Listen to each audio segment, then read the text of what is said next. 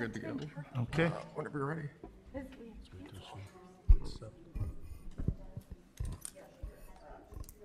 Okay.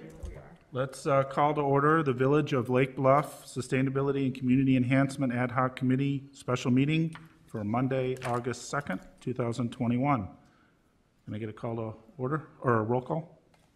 Certainly, Member Bishop. Here. Member Sorensen. Here. Member Tuchel. Here. Co-Chair Purrier. Here. Co-Chair Renner. Here. You have a quorum. All right, next up is consideration of the April 21st, 2021 special meeting minutes. Do we have any comments, additions, subtractions? I did not. Okay. I have a couple, I'll pass them over, just a couple of grammar things. Okay.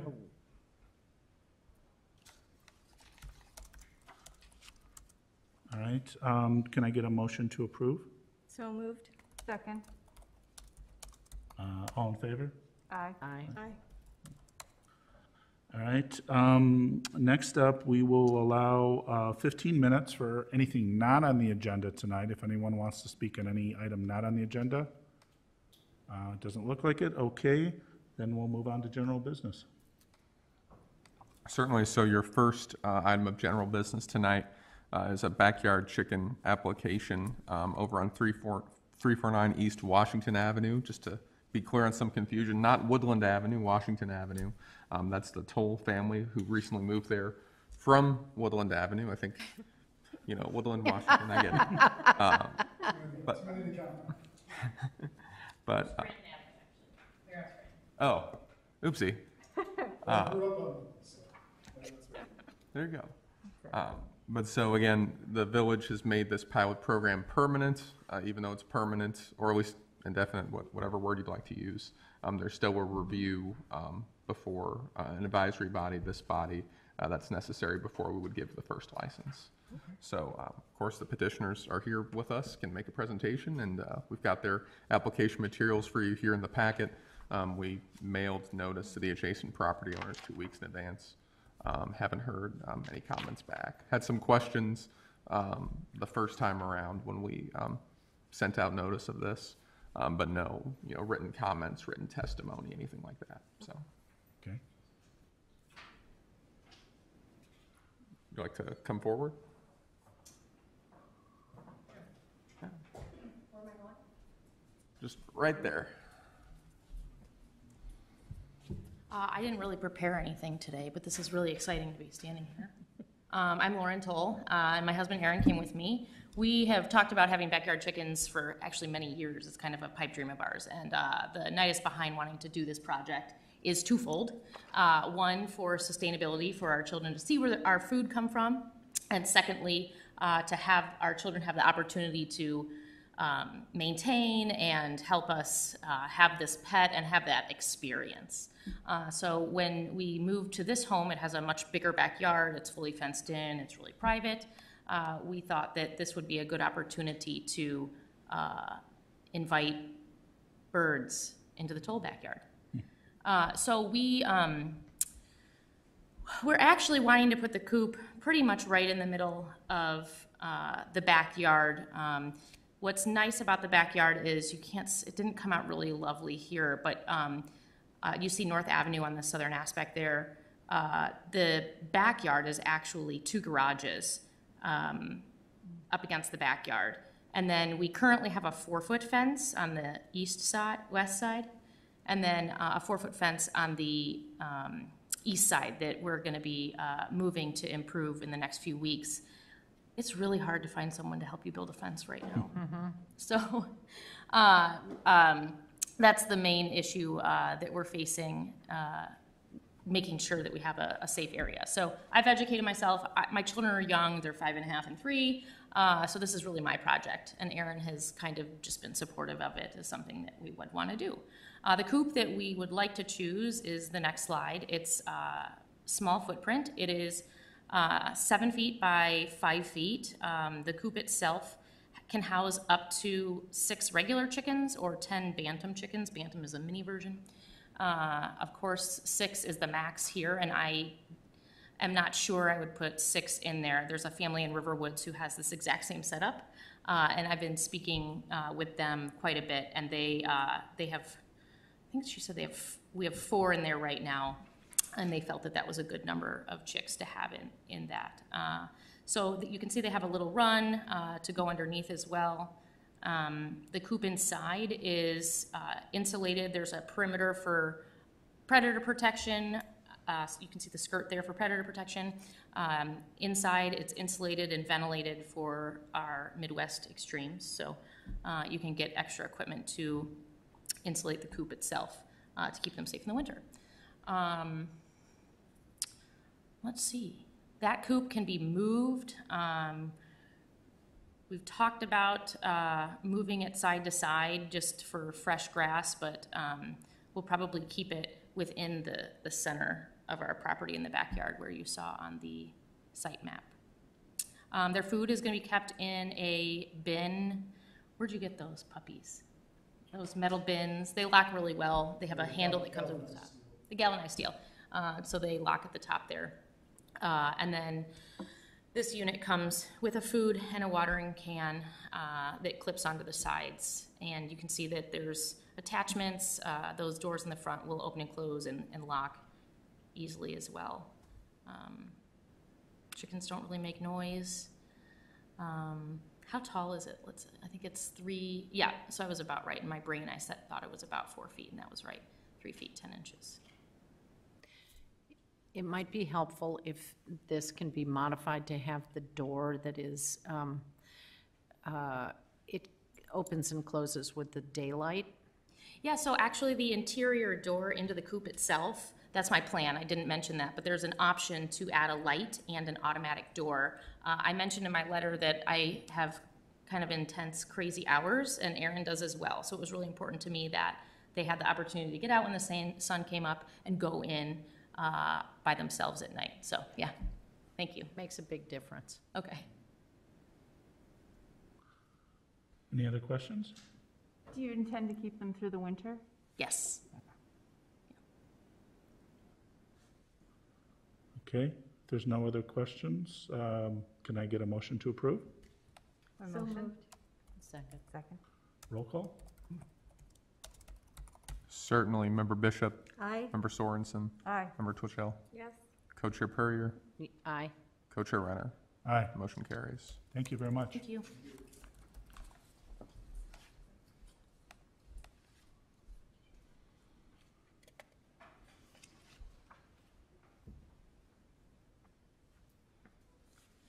Next up. Sure. So we have a number of other items on general business. As you can tell, we've got a bit of a crowd tonight, I suspect, here with Sue Raymore and her group. I think they've had a book club going on now that they've now have formed, have put a banner over going native Lake Bluff, and they have approached us looking at, as they've been in discussions with their group about where they might be able to locate like a native demonstration project in the village, a small plot, a small garden where you could have some native plants and just show the community what this looks like, what the benefits are, things like that. I'm sure they could explain better than I could. As much as you want. The problem was saying, how can I keep this short? I could talk all night, but anyway. So my name is Sue Raymore. I have been a resident of Lake Bluff for 33 years. And I wanted to talk about a collaboration between the Garden Club, the Lake Bluff Open Lands, and the Book Club. We came together to get, I can give you a little bit of background to this. This started a couple years ago. A couple of us were talking about starting a native garden group and how would that look. We were working in an open lands work day up at 176. And Doug Tallamy's book, Nature's Best Hope, came out. Has anyone read it? Brilliant. So, yeah, so, yes. So this came out and it really resonated with us. And suddenly the pandemic came and there wasn't much going on for a year or two. And as we started to open up earlier this year, just on a whim, I posted rapidly about doing a book club. Doug Tallamy's premise is that the dwindling population of the birds, the bugs, and the native plants is really crashing our ecosystems. And to distill it down to the very finest I like, if you want to save the birds, you have to save the bugs. And in order to save the bugs, you've got to have native plants, because so many of them are host-specific to native plants. And cultivars don't work, I don't care what they tell you, natives don't work, and certainly introduced species, even if they're adapted, don't provide it takes tens of thousands of years for the species DNA to adapt to different plants. So it really is important to have native plants if you want your birds, and if you want your butterflies and your bugs. I think one of the take-home messages that really hit me with Doug Talmy, one of his quotes is, it takes 6,000 caterpillars, up to 6,000 caterpillars, to raise one nest of baby birds. And I don't know about you, but to see caterpillars, and caterpillars are the best food for the birds. That's what they eat. I know they go to the feeders in the summer, but when they're raising their babies, 90% of songbirds rely on caterpillars, high protein, for their food for the babies. So it's critical when you look at this food web and what we have to do to support it.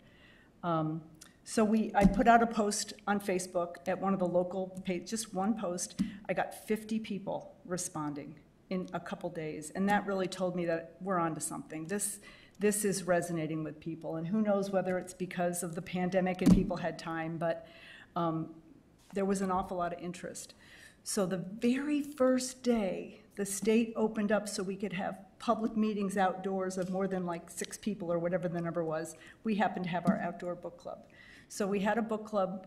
There were about 35 people there. We broke into groups and came up with a lot of good information about reading the book, questions, people that had never done. One woman kept saying, I love my boxwood, but I love my boxwood. It's like, you can keep your you can keep your boxwood, just plant the natives in addition.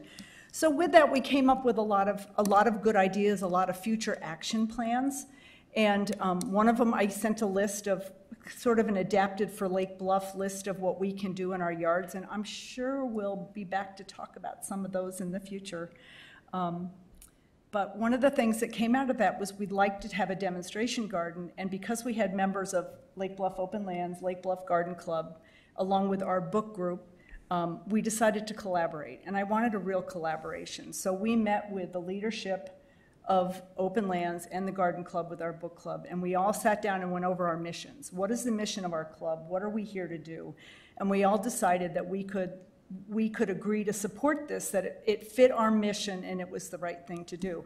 So our group of over 100 members as a collaboration are coming to you to ask for a few things. And the number one is to consider giving us or leasing us or allowing us to have some land to use to build a demonstration native garden. A lot of people are afraid of weeds and all the negative things you hear about native plants. So we'd really like to demonstrate, put in a demo garden that's small, something that would fit in a resident's yard in Lake Bluff. So probably part shade, because we have a lot of trees, yes. And that we would just want the space small. Our biggest criteria is that it's visible for pedestrians, so that we have a place where people will see it and will spend time with it.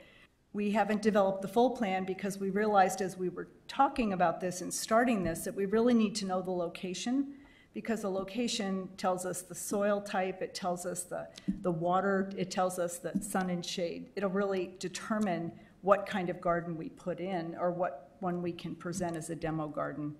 And then obviously, water source, it would be nice to have, so we aren't schlepping too much water for the first 2 years. Usually prairie plants or the native plants have the long roots, so once you get them established, they can tolerate the drought that we are going through. But to get them established takes a couple years.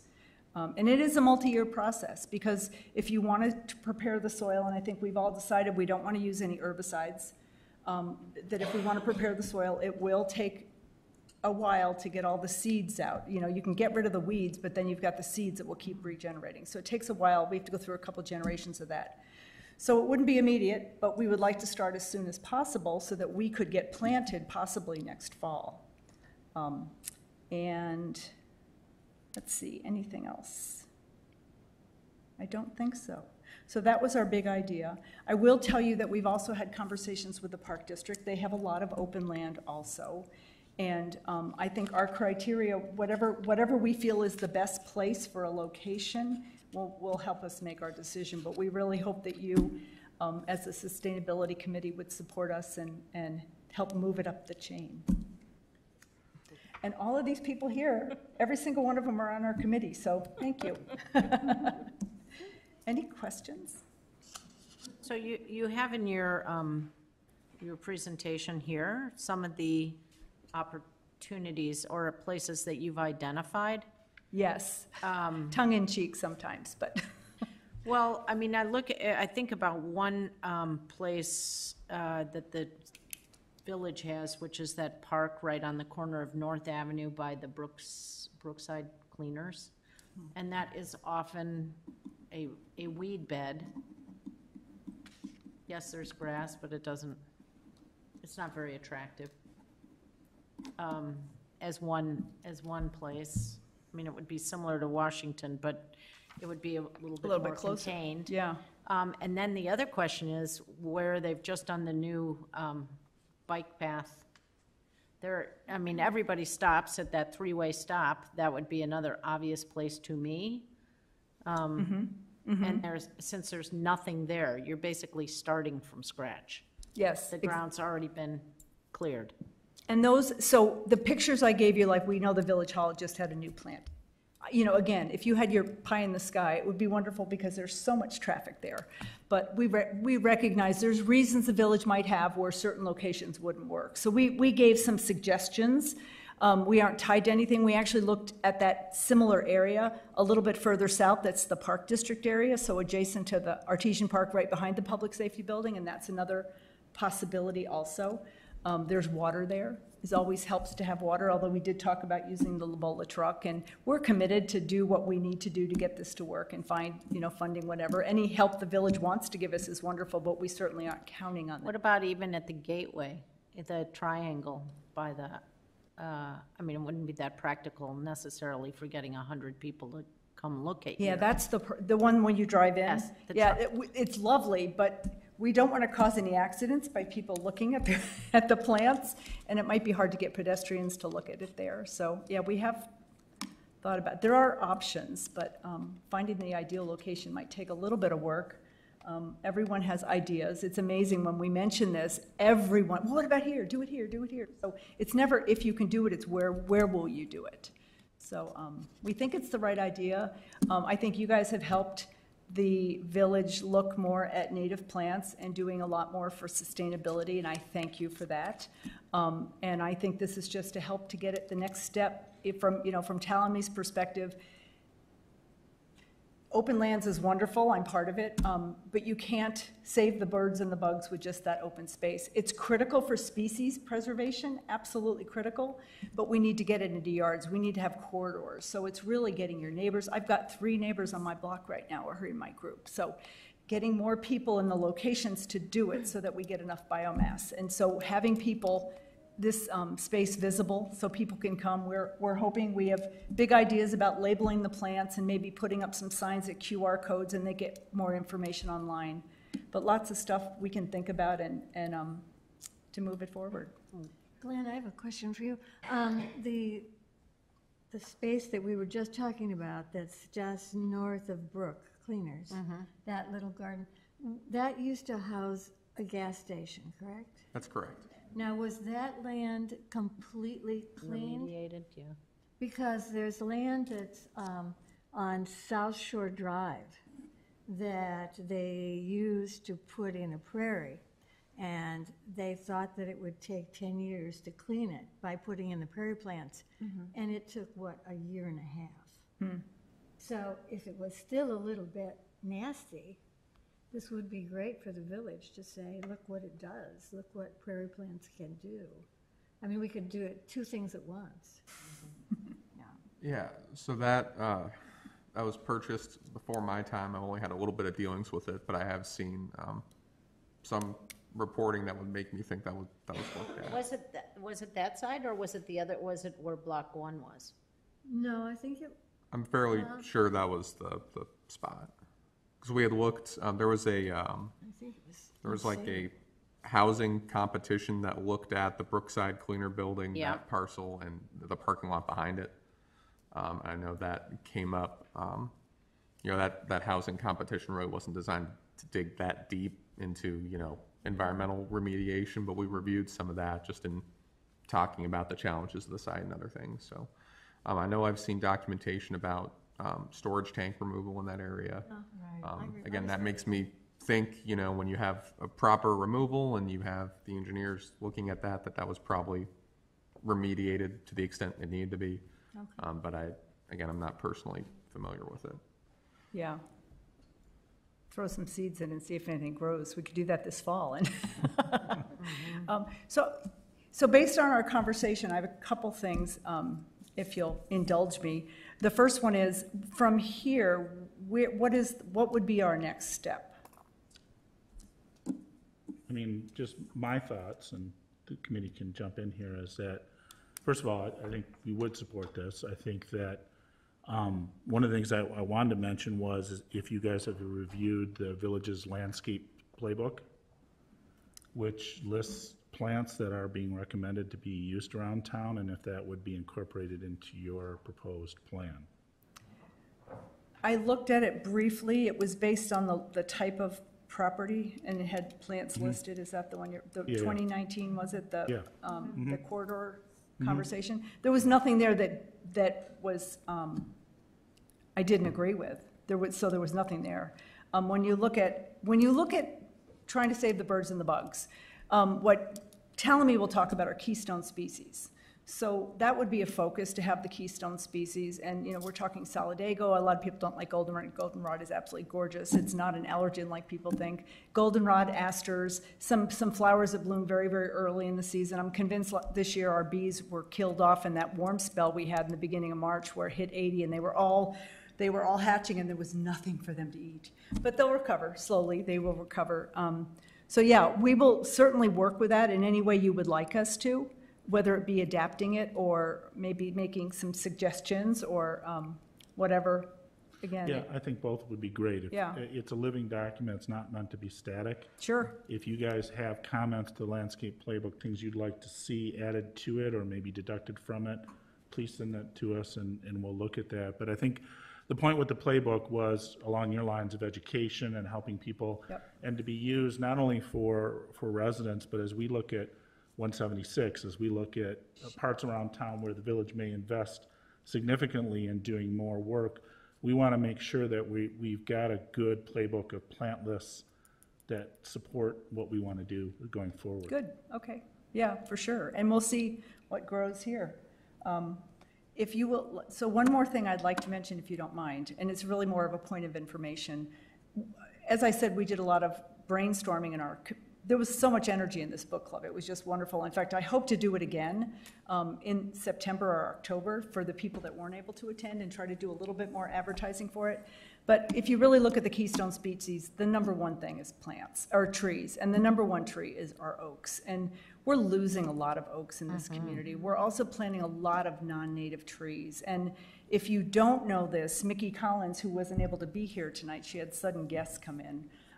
Mickey presented to the board June 24th, I believe it was, and she had a presentation on trees, talked about how the trees have been, the population's been declining, and also gave them, and I know she's worked with Drew quite a bit, on a recommended list of native trees to replace, rather than going for the ginkgo trees, which are lovely, but they have nothing to do with the ecosystem of Northern Illinois. So she got a lot of really good feedback. She's already talked to Bob and Jake Turlap, and she's going to be working with them. And they've already committed to buying some native plants from a place called Possibility Place, where you can get very, very inexpensive trees, smaller, but they will grow faster. Smaller trees will adapt much quicker.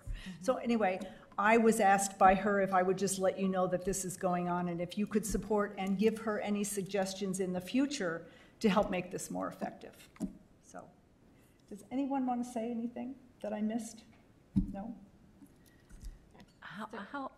Go ahead, Ann. No, it was me. So I was just going to say, it's all around awesome. So great that you selected a really important book. It's really encouraging to know that residents are interested and care about this. I love that the organizations are collaborating together. That's how it's going to survive and continue. And I think there's other organizations you could loop in as you get down the road. And regarding a site, I think really that's something you guys have to pick what looks best, and then ask, like, we don't want to pick for you. No, I You understand, pick. and that was my question about how do we make that selection? Like, we walked around with the executive director of Lake Bluff Park District, and we came up with a couple suggestions. Now, it was just a few of us, so I've got a large group that wants to have say in this, and I want it to be collaborative.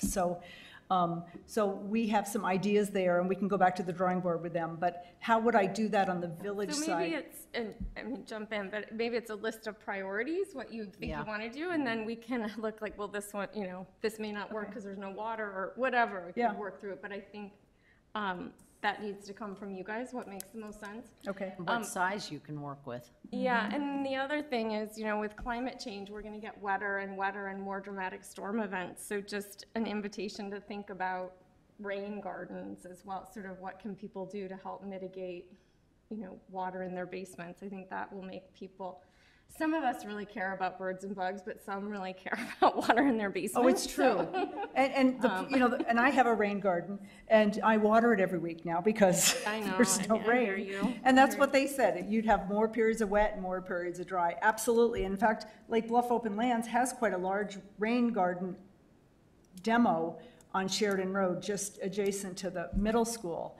And maybe that's an opportunity to do some So maybe education it's about that too. Maybe it's a way to Yeah. highlight that. But Yeah. anyway, I think it's terrific, and so hats off to all of you for being so productive during COVID. Well, thank you. So you I think you bring up a good point on the climate change, because, I remember a couple years ago reading the Chicago Botanical Gardens came out with this list of trees for 2050, for climate change. And I would imagine, and I'm not an expert on this, but I imagine the species of birds may be changing and migration may be happening over the next 50 years as temperatures rise and climate changes, and maybe that's affecting, I don't know, what is native and what is not native. Maybe there's a slight shift among zones. Well, unfortunately, when it comes to the bugs, their DNA is hardwired to, like, for the biggest one that everyone knows about are the monarchs. Oh. The monarchs have to have Milkweed. milkweed.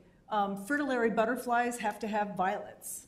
So, but they're specific to the location. So if you take a milkweed from California, it may not fly. It may, because butterflies are migrators, so they're not a native species.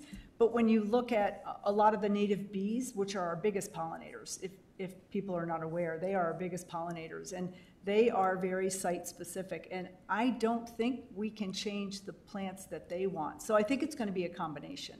I know Lake County Forest Reserve is doing a study up in Grants Woods on bringing in plants to see how they will do, but then the next question is, how will the bugs and the birds react? So it's a long time before we get data, so. But you're right, according to Field Museum, we're going to lose chickadees, I don't know, in the next 50 years. They'll move north, so it'll Right, be and another different. species of bird may be more prevalent that comes from the south. Others It's hard from to the say, south yeah. are already coming further Yeah. north. Oh, for sure. Yeah. There is movement, but I think that, to your point, everybody's point, the sweet spot is finding, what trees can we plant that will be there in 50 and 100 years?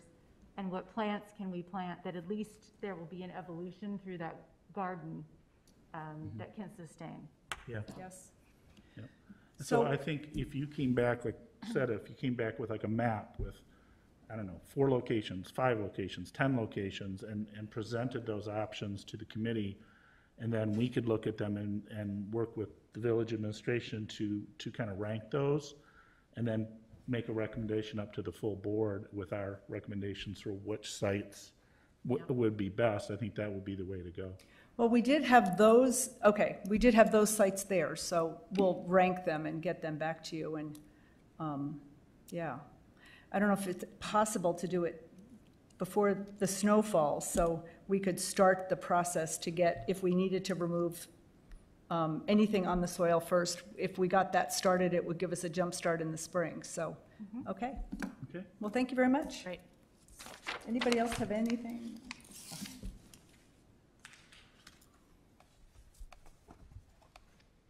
Thank you.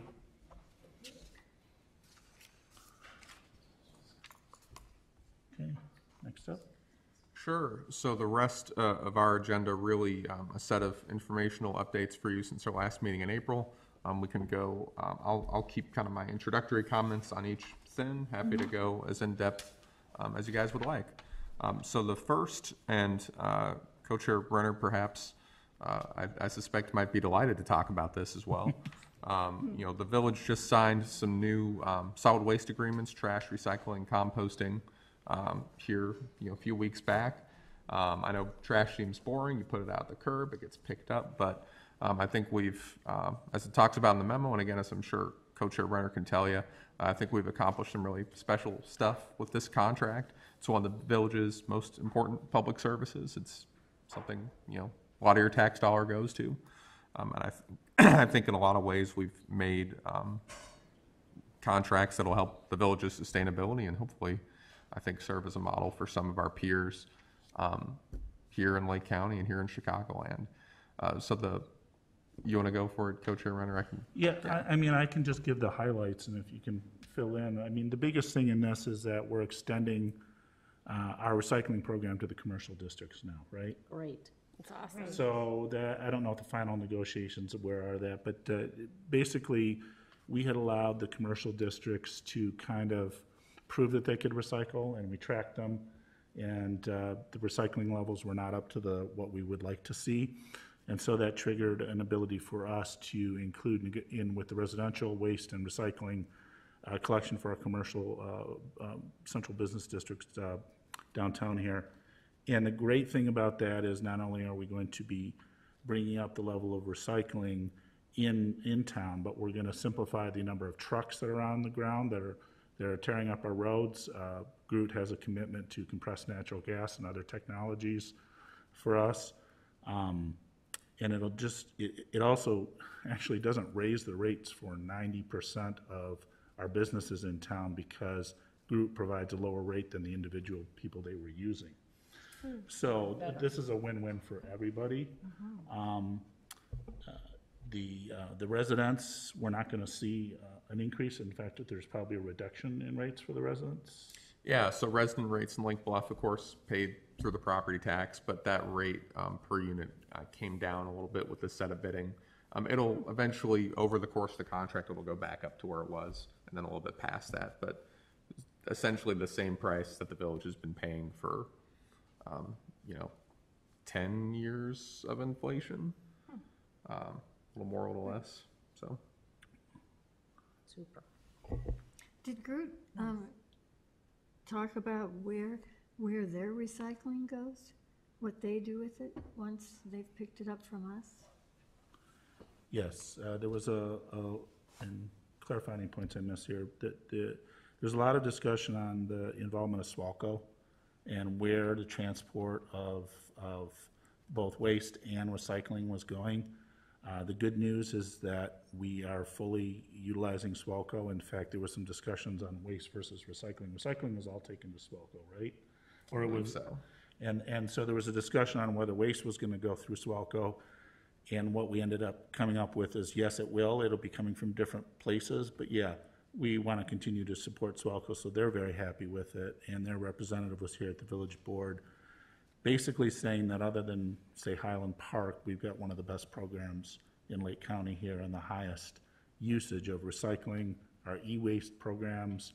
And I think there was a general feeling of wanting to improve the education and outreach to, even though we're doing so well, to improve that and kind of just improve the program even better, so. Yeah.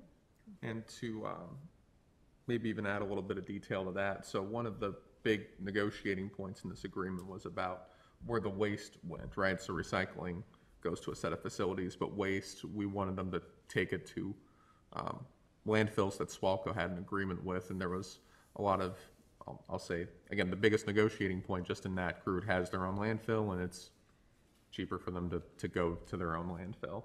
So what we've actually done in this contract, which is pretty neat and helps Carbon, it helps SWALCO, is Lake Bluff's waste will still go out to that Groot facility, but Groot has other contractual customers to the north who have no restrictions on where their waste goes. And so their waste will actually go to that SWALCO landfill, which I think is actually closer for them. So even though it's not right here in Lake Bluff, you've still managed to indirectly shrink that carbon footprint. You managed to find an approach that makes for a lot of wins. Right, because Groot's location was in Rockford, right? No, it was that, it was further, it was much further away in terms of all those trucks driving out, using all that gas, all the carbon, all the pollution. So it was great for us to find a way to reduce that overall for the area. How's the wet waste, or composting? Did that get increased? Are we gonna be educating people more on that? How's that? Yeah, there's some wins in there too. So there's a USDA funded grant we'll come back and talk about, but certainly keeps our food scrap program here for residential. Something that wasn't well communicated, not that well set up in the current contract is about alternate containers for food scrap. Typically, we've said you get a craft paper bag or you can rent the container. This new contract is clear and we'll advertise clearly, you know. If you put out compost containers, there's a pretty good chance, honestly, that the landscape truck would pick it up and toss it for you. But we've wanted to make it clear that you can take your typical residential 30-gallon bin, 10-gallon bin, whatever those common composting containers are these days, you can put that at the curb and that'll be collected. Again, trying to smooth that transition in for people that want to do it. This also adds a commercial composting option for everybody in the village. So if you are a restaurant, if you want to invest in changing how you do business a little bit to segregate out that landfill and compost and recycling, you can do that. So now not only do you get recycling. You can do it. It's not a mandate. That's correct. Again, When do we get to mandate? One step at a time. That's why we're here. Is there an additional fee still for the composting? For residential customers, no. Okay. For commercial customers, yeah, you would have to pay for that. Okay. Recycling free for commercial customers up to a point. So you can get, I think it's a 2-yard dumpster once a week serviced for free, which is a pretty nice way to encourage people into it. The economics for that compost service, not quite the same. You would have had to move a lot around to be able to offer that. But again, still you're talking about, 10 to 15, real heavy food waste generators commercially that would be in the market for that business. And we'll see if we can try to round some of them up. So can residents still throw their kitchen waste into the yard bags? Can they still do that? Or They could still do that too, yeah. Okay. So just an expansion of options, not really cutting anything off. I think some people don't know too about the e-waste. You can put electronics waste at your curb, you can bring it to the dump. Every week? Yeah, yes. So I don't know that. There you go. How many printers do you go through? We'll increase our communications around these options, these updates, with details about what goes in which bin, sort of, those reminders. Yeah, we've got about a year runway or so until the new residential contract kicks in, and also right now state law says that this commercial stuff is voluntary. You can still keep your hauler. Your hauler probably can keep you locked into a contract for a while, but I think it's next October is when that becomes mandatory, and by or before then people have to switch over on the commercial side. And so our timing of communications will align with when first group starts opening up enrollments. They're still getting everything in place to start taking people in under that contract. And then second, as we get closer to the mandatory part for commercial, we'll be stepping up some of those communications as well. Kind of 2 tracks, because there's the residential information, the commercial information. There's not a lot of overlap there and who gets it, what the information is, but that's sort of the tempo. We've talked about, updating the website, getting more information. It was mentioned at the board. I would love to see us set up a display at the farmers market, do something where it shows the different types of bins, what goes in them, maybe a board, maybe, I don't even know, we could get the students involved with, stapling up, this goes in recycling, you don't recycle this goes here. And your containers need to be clean. Yes. I That think was an they issue. have one, Green Minds has one, right, Sophie? I think so, yeah. That's pretty decent. that's a wheelie. Oh, okay. It's big. It is big, but it does travel.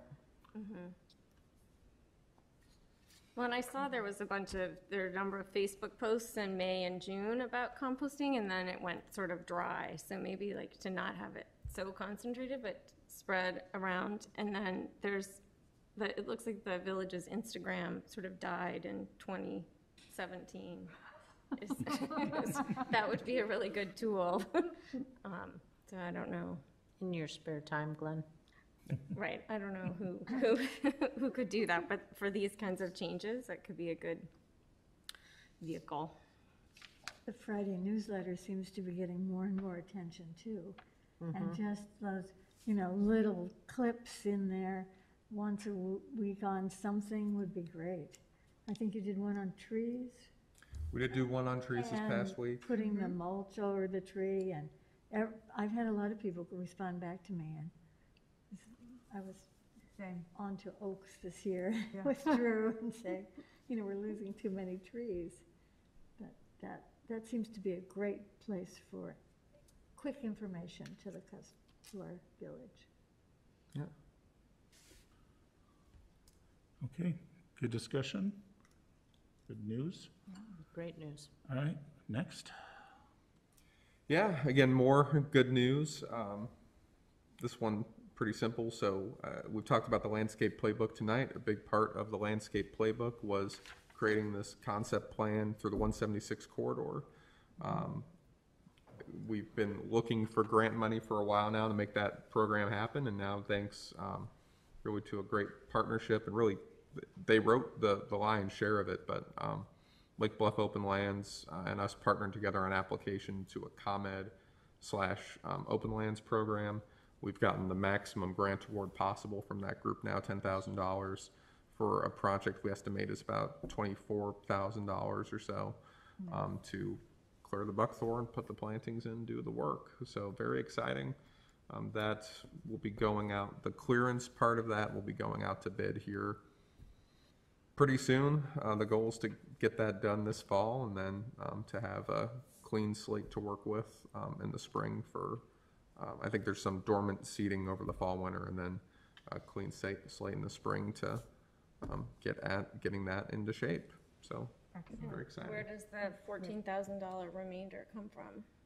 Yeah, there's, I think almost all of that is in our budget. We were looking at trying to make progress on the buckthorn clearance this year either way, even if there wasn't grant money forthcoming. Okay, great. And then there's some donations anticipated in there. I think there's, the details escape me, but I think the Rotary Club's already committed a small sum of money. Some volunteer work anticipated in planting after the removals are done. Other bits and pieces to get you there. Perfect. Good collaboration. Yeah. What is the status of the long-term landscape plan for the entire 176 corridor that we looked at one point? Yeah, so this will take, again, really the big chunk of it, that first phase, you'll remember in the project calendar. Hasn't been any looking at the subsequent phases in the project calendar. So I know JA was looking at was looking before the pandemic at some landscape improvements that would start to mirror that effort. But still not as much going on at the other legs of the Green Bay 176 intersection or further to the west when you start to get into the project area for the interchange project. Glenn, would you remind us again, after they take the buckthorn out initially, then what happens the next year to keep it from coming back? What needs to be done? I don't know. Don't they paint it? You paint it with Garland and then pull it for the next 10 years. Yeah. Right? That's how I met my group, doing that. So on 176, we will need to work on it for 10 years Forever. to keep it out. Ongoing. Okay. I can tell you the extent of our planning right now really just goes up to that 1.5 year threshold. We're not trying to ignore what it needs after that, but certainly our first bid includes the initial removal, and it does include them, not finalized yet, but it'll include them coming back a second time to do that, herbicide treatment in oil, yeah. I don't think it's necessarily has to be Garwan. I know that's one of the ones called out in there, but, you know, so you'll get the initial removal. A few months later, you'll get a second treatment, and then after that, we'll have to see what level of effort's required to maintain that. Maybe if we have more bugs, then the birds won't be eating the berries. Just the natural If we had a reproduction. mandate for everyone to eliminate their buckthorn, it That would help. be way better.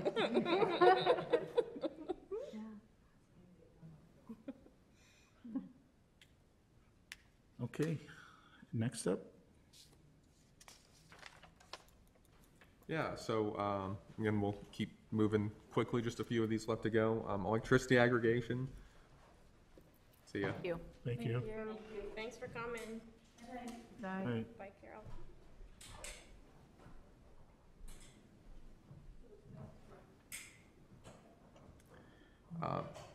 Another plank of the sustainability plan talks about electricity aggregation, which the village used to engage in, really to save residents money, and anticipated that if aggregation again became economical, which it hasn't been for some time now with wholesale markets, a good thing for residents being more competitive, but it anticipated that when aggregation was more economical, we would offer a fully renewable option to residents. So again, that hasn't happened as we hoped. Who knows if it will ever happen again. I mean, a lot of what made that make sense a few years back was practices that ComEd probably will never repeat, especially now that ComEd and Exelon are splitting apart. What we have done is find a new program format where every customer in the village will receive a letter. Not every customer in the village will be moved to an alternate supplier, but really we'll take a double handful or so of customers that can be served more economically with a different supplier. We'll use our opt-out authority to move them over unless they object. They'll pay the same price as they're paying today, and then we'll get a rebate back from the supplier. So we've still found a way to, you know, again, get some benefits from aggregation, get some money moving, not enough to rebate back to residents. Again, it's $30,000 a year. It's a relatively small sum. But the village board has indicated that they're looking through the next budget cycle at ways to use that potentially for sustainability projects. Buy trees or bicycle racks. Yeah, well, that's the next thing we'll talk about. It's not on the agenda, So but there's nothing residents have to do, or they just have to not opt out, Correct. right? So you'll, Like what, I'm just trying to see, like, if people get Savvy. something in the mail and start asking me questions, I want to understand. yeah, there's a lot of information that'll be coming on the next few days, and I'll share it with this group as it comes out. But yeah, either you'll get a letter saying, "Hey, we'd like to move you over. Call if you object," or "Hey, we're not going to move you over. Call if you object." And as long as you don't do anything, Is it by geography, sort of like by neighborhoods or something? Is that how those households would be selected? it's really based on their usage patterns. So, Oh, you know, got for it. example, if you're, and the data they're working off of doesn't get to this level of granularity, right? But, you know, it's much more expensive to serve someone that consumes all of their power right at the peak time than it is someone who works a night shift. And there's, you know, bigger electrical customers, smaller, and these guys are pretty savvy. They have different ways of slicing and dicing that to get to the figure people that that they out. can serve with their resources efficiently. Got it. so you said there was $30,000 worth of funds available for to move people over, or we can only do a certain percentage of the village. Yeah, so our payout isn't tied to how many people are moved over as long as we hit a minimum. Okay. But it's $30,000 a year for 3 years is the agreement. Okay. Well, it's nice to move a percentage of the village over to renewable energy, so that's great. It's not, the energy itself is actually the same blend you get from ComEd. Oh, It's no different renewable mix. okay. Some communities you will hear are using that pot of money to buy renewable energy credits, which is a fancy way of saying, Right. you know, Offsets. offsets through solar, through wind, so they can say they're giving a bigger share. Okay. The village board hasn't picked yet which way that money will be spent. It could be spent on recs, it could be spent on sustainability programs, it could be spent on trees or bicycles or something Okay. else Okay, entirely. got it, I got it. Okay, it's not on the agenda, but you want to insert the current state of bicycles? I know that the bridge is open temporarily. I walked Yes. it the Is other it day. open? Yay! Oh, I didn't know that. Just don't push on the temporary rails, it said. Right? Don't lean over the road. Don't touch. But that's great to see. It's super wide. It's going to allow bikes and people and dogs and It's a lot wider. yeah. Oh, have to get over there. You could drive a car over it, but don't. No. Don't, Please don't. especially not yet. Don't suggest Let me put. You that. could drive an electric golf cart over it. There you go. Don't suggest that either. No. We don't allow those in the downtown We do business not. district, and, But we've received petitions for them, Driving on my street, no. Oh, I believe that. so that's great. And then the racks. Yeah. So I guess I'll even bring these together a little bit. So right now, and I'm happy to circulate it, we're getting ready to do a project, the east end of Scranton in the downtown, so in front of Bluffington's, in front of Anavasi, in front of the post office and the chiropractor. That's all due to be rebuilt this year. And so we've done some planning, some streetscape alterations there to change how the sidewalk works a bit, makes it a bit more pedestrian friendly, adds a few amenities. This work has mostly been done with the Architectural Board of Review and the Village Board. But part of that project does include adding bike racks in that area. If you're redoing the streetscape, now is the time to put those in. So that'll be going to bid soon. It's slated for construction within this fiscal year, so between now and May. So again, we'll see if it happens, but that'll be the first new racks in the downtown. And also, this has gotten a bit less publicity, but in conjunction with the bridge project, we're actually looking at some landscaping in the dead corner you were talking about, the dead Y hook. And it's, I haven't seen a whole lot of the planning for that personally. I haven't been involved in that, but I know that there's, it would add a bicycle repair station in that vicinity. You'll recall that's another Yeah. plank. The Remember little that. triangle? Yeah. in the triangle. That seems What? hazardous. It's not like in the triangle, it's between the triangle and the bridge, so it'll be off the path, but it'll be visible to anyone that, going I think through we there. were talking about two different triangles. Yeah. I was talking about the triangle between the By the viaduct police station. and the Oh, yeah. police Oh, station. Yes, Which that would be a creative. great spot For for a garden. flowers, but not for a bike. No, terrible for a bike. Yeah. Be a nightmare for the bike repair place. Maybe not that spot. Right. No, at the confluence of the Of the bike paths. paths. Yeah, somewhere between there and the bridge. So it's in budget now. I haven't personally seen a plan that spots it, but another part of the sustainability plan coming into play. So it might be nice having, they had identified outside the village building that just got painted with the flowers and whatever. That whole parking lot over there is a mess in terms of weeds. I took a picture today. That was in the packet, right? I'm And not familiar with that. I haven't seen that. just as a example, Are this your- is, Is that what it is? Yeah, here's a lot of stuff. this is what's growing or not growing. It's what? This is across from, Sophie, do you want to take, you guys can take that on down there, Ann? oh, yeah. Well, that's one example of pretty. adaptive species. That's really adaptive lovely. species. Isn't it? But that's, I mean, all of the flower beds there, Oh, okay. I see. or lack thereof, all the beds there, they sometimes come through with a weed whacker, and then you have whatever it was that was growing there, just, The weeds so- have been whacked. it could be better. It could be better. Just saying. I will pass it along. Yeah. Diesel trucks. Okay, then we got a webinar coming up.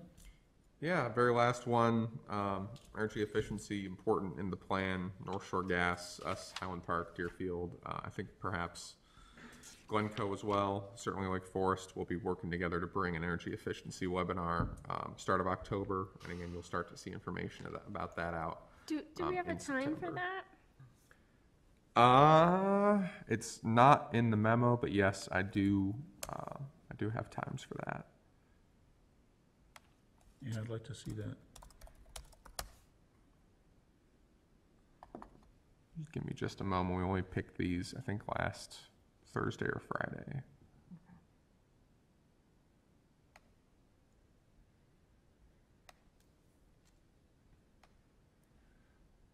Yeah, so there'll be really 2 webinars. The first is for small and mid-sized businesses. That's 10 a.m. on October 6th. And then the second is really oriented towards residential, including the energy rebate program. That's 6:30 p.m. that night. So again, commercial 10 a.m., residential 6:30 p.m. And you'll see more about that here probably about 2 to 3 weeks or so.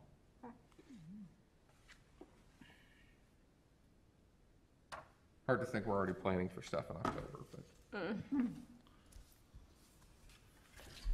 Okay. So Glenn, going back to the bike repair thing, is that modeled on like the repair stations on the 606? Is that sort of what we're thinking, or what is that meant to look like?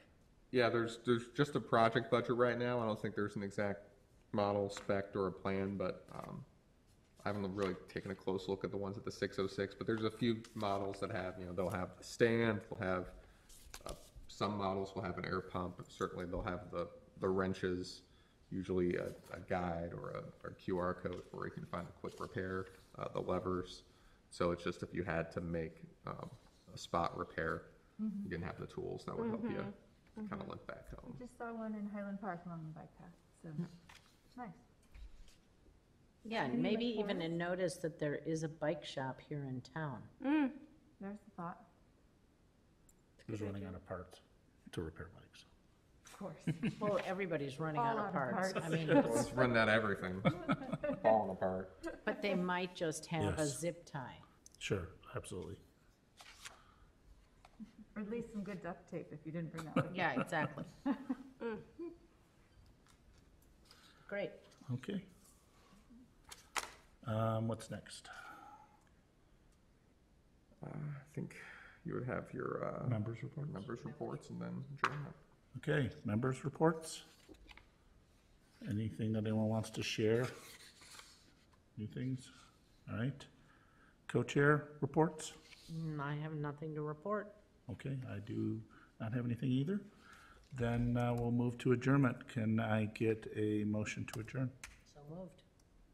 Second. Roll call? You can do this one by voice Oh, vote. all in favor? Aye. Aye. Aye. So moved.